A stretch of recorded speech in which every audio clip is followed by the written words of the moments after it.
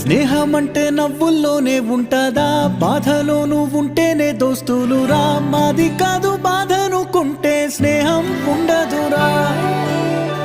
తప్పుల్లోనూ నీతోనే ఉన్నామురా, గొప్పల్లోనూ నీతోనే ఉన్నామురా. చెప్పలేని బాధే ఉన్నా చెయ్యే బదలమురా. నీతో ఉంటూ మాటలు రాని మౌనం చూడకురా. మౌనం వెనకే మాటలు కలిసిన బాధుందిరా లోపల. స్నేహంలో నా కోపాలన్నీ కరిగే మేఘాలురా. స్నేహం అంటే ఎప్పుడు ఉండే ఆకాశమే కదరా.